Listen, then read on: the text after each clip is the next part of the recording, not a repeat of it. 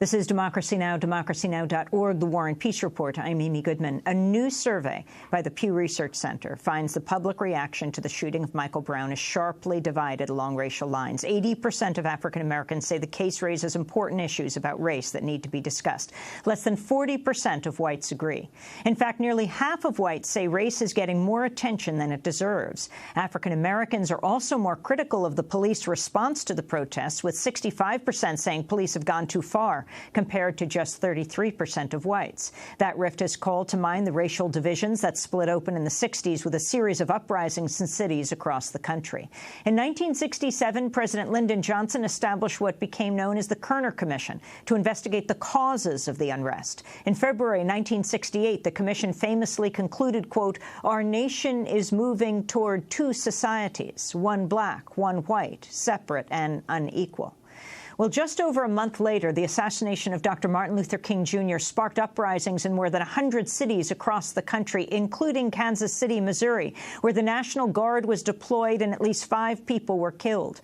Our next guest, Jamala Rogers, was born in Kansas City, Missouri, and witnessed the 1968 uprisings. She recently wrote a piece for the St. Louis Public Radio titled "Kerner Commission Warning Comes True: Two Societies Separate and Unequal." Rogers is a founder and past chair of the Organization for Black Struggle in St. Louis, Missouri. She was on a conference call Monday about the Michael Brown shooting with Attorney General Eric Holder and senior Obama advisor Valerie Jarrett.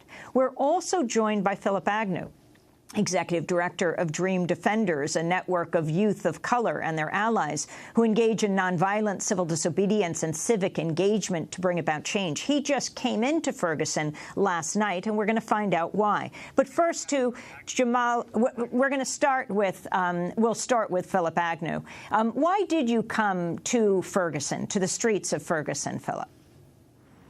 Okay, and you thought... I came here as a young person who knows all too well what it's like to live on the second rung of society. I came here to be a part of resistance. We have not seen a reaction of nonviolent civil disobedience by officers of the state like this in my lifetime. And I came here to stand side by side with folks and to learn how we can help.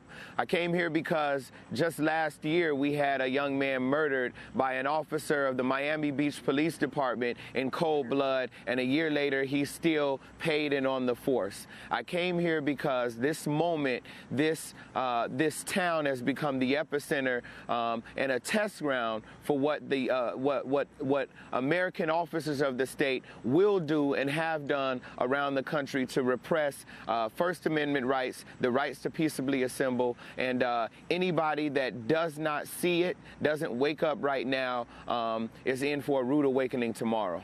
Your response, Phillip, to the National Guard being called in? Listen, the protocol is not working. The police are the people that cause this problem. The police are the people that exacerbate the problem. And bringing in the National Guard, I don't think will do anything to quell a community who, as I said before, is reacting in the only way humanly possible when you see one of your own children murdered in cold blood by the very people who are supposed to protect them. And so the National Guard coming in is going to do nothing to alleviate the grief and the pain from a community that continuously has salt poured in the wound by the people who are supposed to serve and protect them. So the National Guard, I've heard, is the last attempt to restore peace in order. If there is any peace in order to be had in this community, the police need to go. There's a war zone here. I feel like I'm a war correspondent. There's Army tanks here. There are Army men here. There are people in fatigues. You're asked where you're going when you want to go anywhere in this city. And this is not what you would imagine an American city to look like. You would imagine America would do things like this to people in Gaza, but not here in Ferguson in St. Louis, Missouri. You know, it's interesting, Phillip. Yesterday we talked about the Dred Scott case. Dred Scott buried just down the road, miles down Florissant, at the Cavalry Cemetery. His case is known as Dred Scott versus Sanford, which made me think, just in free association, of Sanford, Florida.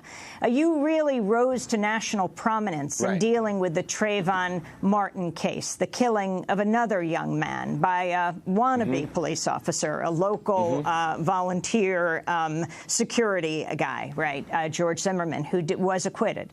Can you talk about connections you see coming here from Florida? There are plenty of connections. You talked a little bit earlier about living in two Americas. There have been two Americas since the founding of this country, and we live it in Florida, and we live in it, and they're living in it here in Ferguson as we speak. There's an America where people are able to voice their concerns. There's an America where people are actually able to live freely, to live happily. As I drove around, I saw people walking their dogs and going about daily life, and just down the blocks, there's another.